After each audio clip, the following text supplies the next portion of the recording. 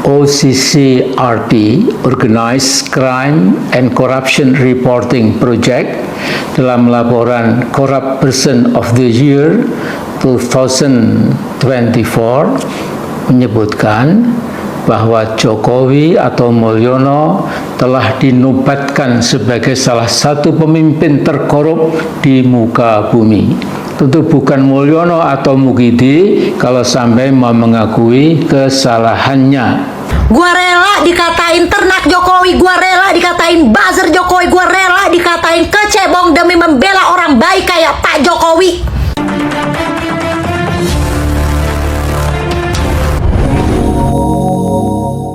Assalamualaikum warahmatullahi wabarakatuh. Jumpa kembali dengan Banyuwangi Official. Oke, selamat malam semuanya. Dan malam hari ini coba kita menonton lagi, yaitu videonya tentang Mbah Amin.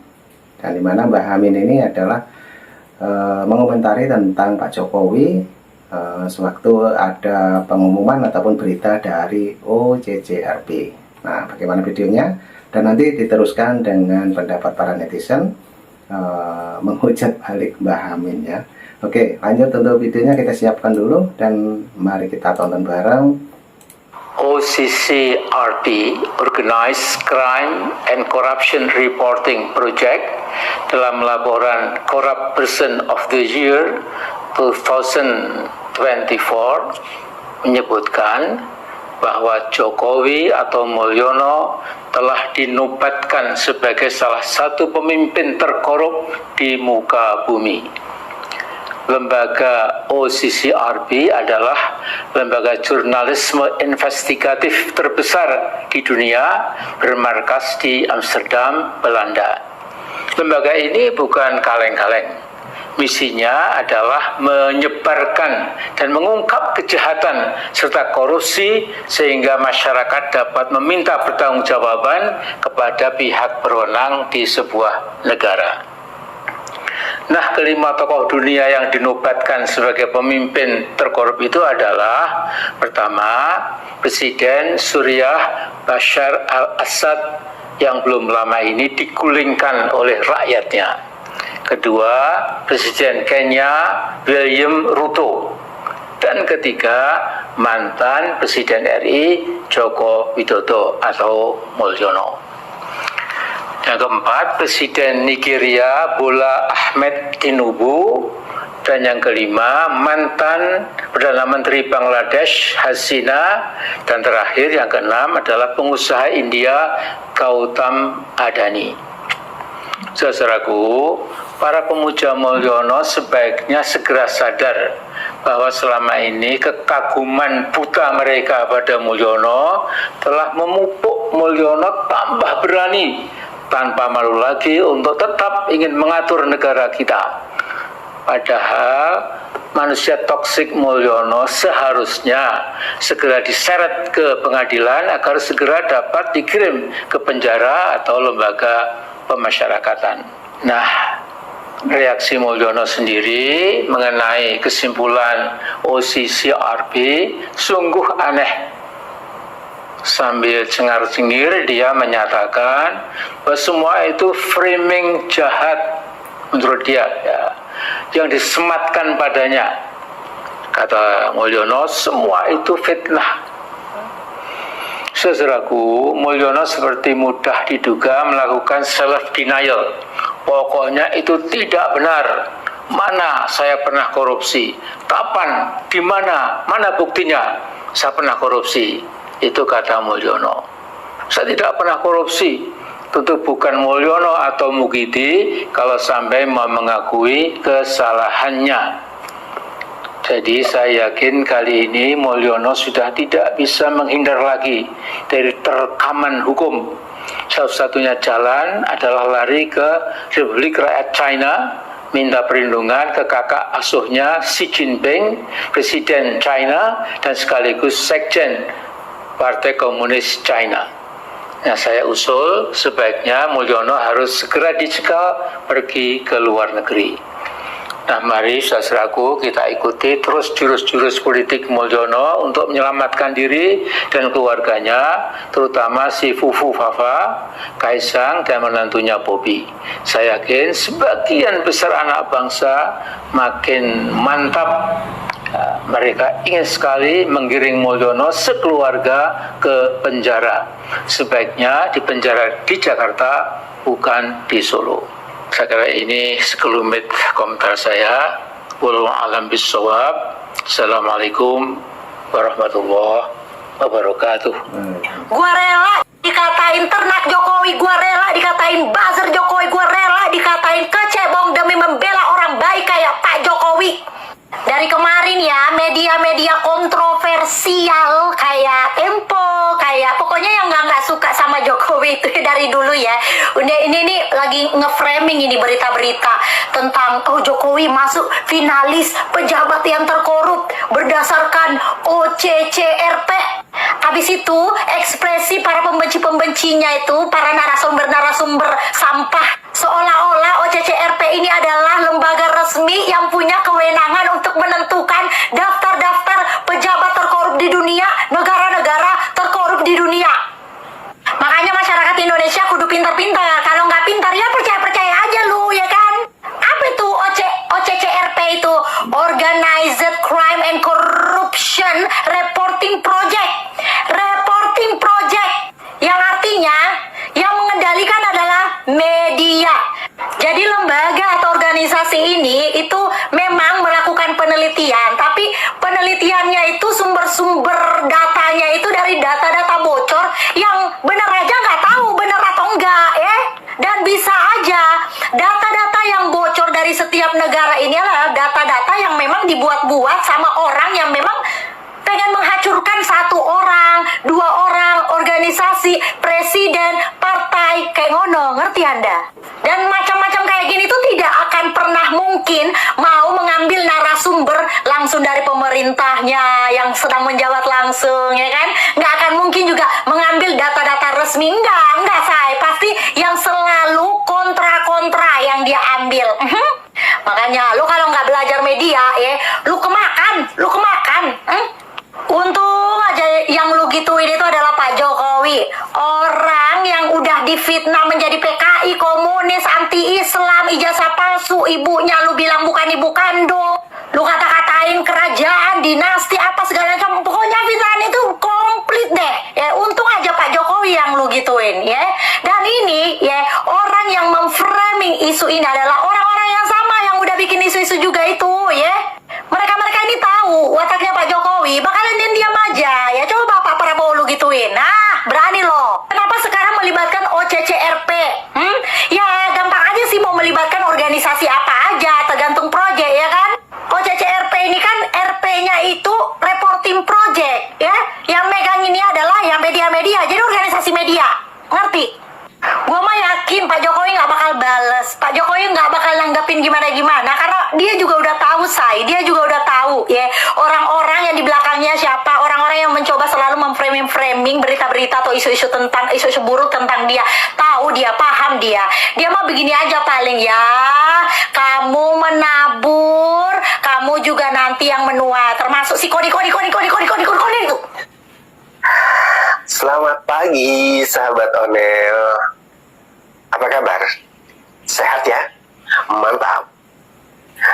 Warga negara Republik Indonesia yang memahami, bisa menilai mana pemimpin yang baik, harus sehat dan cerdas.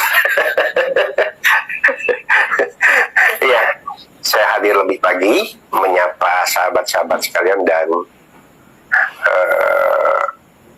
dalam kesempatan kali ini saya ingin mengucapkan terima kasih yang sangat spesial kepada Mbah Amin Rais. Nah, saya ulangi, saya akan mengucapkan terima kasih yang luar biasa kepada Mbah Amin Rais dan pengikut-pengikutnya, kelompok yang sakit hati dari kelompok 16 dan 24%. Bingung kan kenapa? Ya, saya kemarin membaca salah satu komentar dari sahabat Onel yang membuat inspirasi saya terbuka. Oh, benar juga gitu ya. Mengapa sebab, sahabat Onel? Mengapa Pak Jokowi itu semakin derajatnya diangkat? Bahkan sampai orang-orang yang pembenci dan sakit hati ini meminta bantuan lembaga swadaya masyarakat atau LSM atau yang kerennya NGO luar negeri yang katanya itu sudah menumbangkan 72 tokoh-tokoh negarawan di dunia. Nah, itu penjelasannya teman-teman ya. Jadi mungkin Mbah Amin juga lagi melihat dan menonton video ini ya, dan juga mendengarkan ocehan bapak-bapak ini. Dan tadi juga ada seorang ibu-ibu yang begitu marah-marah ya. Oke, lanjut lagi untuk bapaknya yang ini memberi saran dan kritikan untuk Mbah Amin. Oke, lanjut. Namun karena doa dari Mbah Amin Rais dan pengikutnya menjadikan Jokowi semakin memiliki wibawa sampai di dunia internasional. Ayo, kok bisa Bang? Iya, karena apa? Mbah Amin Rais itu menyebut Pak Jokowi itu dengan panggilan Mulyono. Kalau orang Jawa pasti tahu Mulyono itu artinya seseorang yang mulia. Mulia jiwa raga, mulia rohani, batin, dan jiwa. Mulia intelektualitasnya. Mulia pengabdiannya kepada bangsa. Ya. Nih kata Mbak Mega, ya. Iya kan? Nah, doa mereka ini ketika Amin Rais dan orang-orang itu ikut-ikutan, termasuk masyarakat yang ecek-ecek itu ikut-ikutan menyebut Mulyono, 40 orang saja yang menyebut Pak Jokowi itu adalah Mulyono, mulia.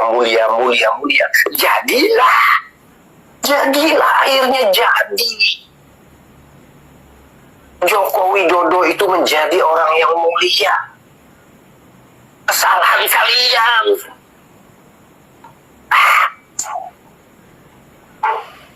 Gara-gara kalian memanggil Mulyono sehingga Jokowi mampu membuat orang-orang di OCCRP meminta maaf. Gara-gara kalian memanggil Jokowi Mulyono, rating tingkat kepercayaan kepada OCCRP anjlok sampai ke titik nol. Ayo, mikir.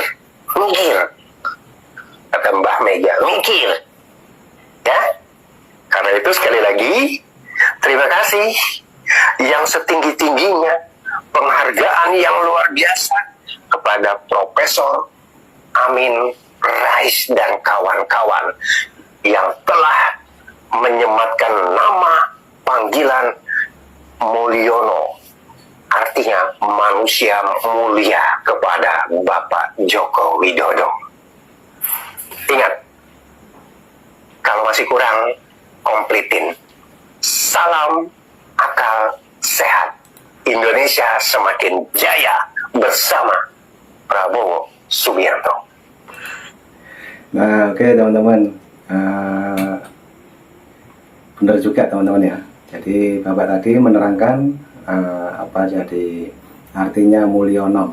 Nah, oke, mungkin teman-teman punya saran dan kritik untuk Bapak yang baru saja memberi penjelasan, silakan tulis di kolom komentar saya. Oke, lanjut lagi. Ini juga ada ibu-ibu yang mau berkomentar. Coba kita play. Pak Jokowi itu ada di hati kami, rakyat Indonesia. Jadi apapun fitnah yang kalian lontarkan terhadap Bapak Jokowi tidak akan ada gunanya. Karena kami lebih percaya terhadap Bapak Jokowi daripada ocehan-ocehan orang di luar sana. Karena kami yang merasakan selama 10 tahun hasil dari kinerja Bapak Joko Widodo dan yang saat ini diteruskan oleh Pak Prabowo Subianto juga Mas Gibran Raka Buming Raka. Jadi kalau ada orang-orang yang ingin merongrong marwahnya Bapak Jokowi, ya kami ketawa aja. Sebegitunya sih kalian melakukan berbagai cara untuk menghancurkan nama Bapak Joko Widodo. Semoga 2025 ini orang-orang yang memiliki hati pikiran jelek terhadap Pak Jokowi ya segera nyah dari dunia deh. Supaya di dunia ini nggak ada lagi para pembenci. Begitu kan? Agen asing, lembaga abal-abal, tidak sesuai fakta. Anak-anak jenderal yang belum follow akun ini dipencet dulu guys tanda plusnya ya. Mantap, guys.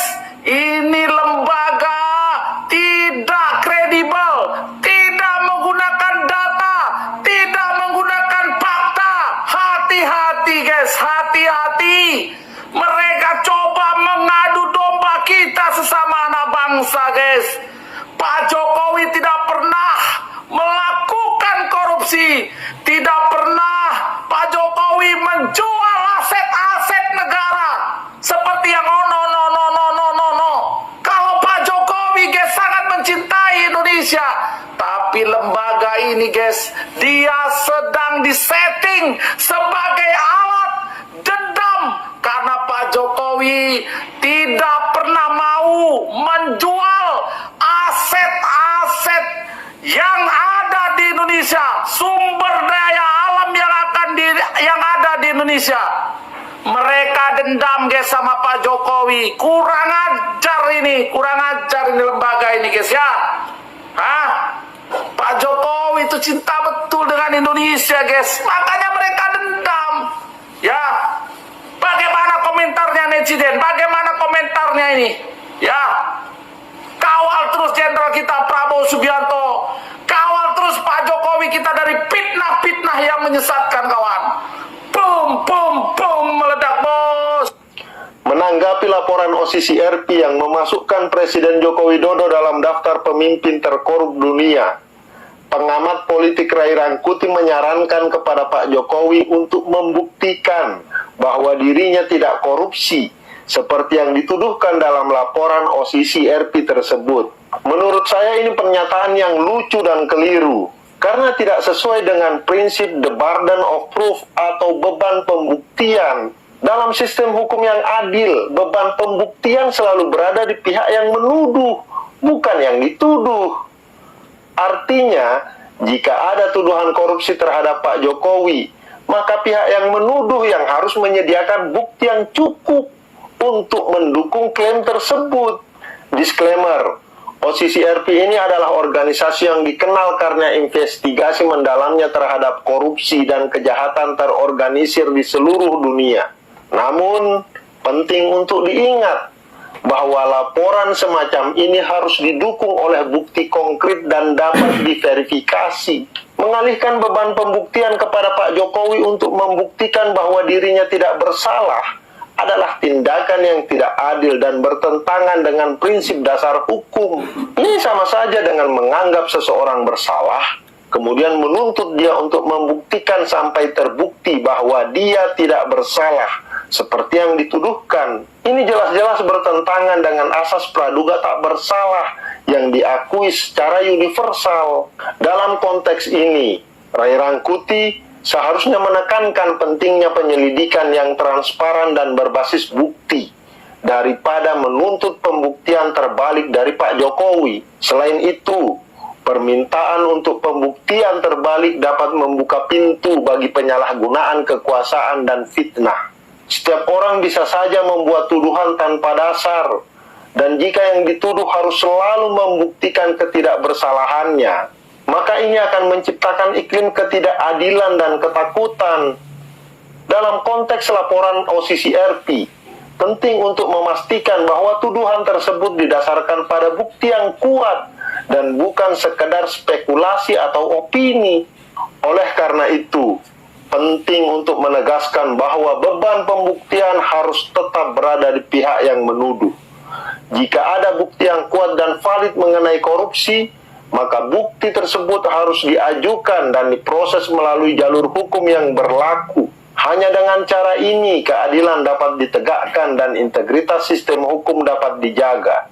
Dalam hal ini, Ray Rangkuti seharusnya mendorong pihak-pihak yang memiliki bukti untuk maju dan bekerja sama dengan lembaga penegak hukum untuk memastikan bahwa setiap tuduhan ditangani dengan serius dan profesional. Hanya dengan demikian kita dapat menjaga prinsip-prinsip keadilan dan memastikan bahwa setiap korupsi ditangani dengan cara yang benar dan adil, tanpa mengorbankan asas praduga tak bersalah dan tanpa membuka pintu bagi penyalahgunaan kekuasaan dan fitnah. Thank you. Nah, oke teman-teman, videonya sudah habis. Itulah tadi penjelasan dari para netizen ya, terutama netizen Indonesia yang saat ini masih geram sekali dengan media UU-CCRP. Oke, jadi bagaimana menurut teman-teman semuanya yang sudah menonton dari awal sampai akhir? Silahkan tulis di kolom komentar saya. Dan nanti juga ada video lagi, tetap tunggu di Banyuwangi Official. Cukup itu dulu. Salam buat keluarga, sehat selalu, dan sampai jumpa di video saya selanjutnya. Assalamualaikum warahmatullahi wabarakatuh.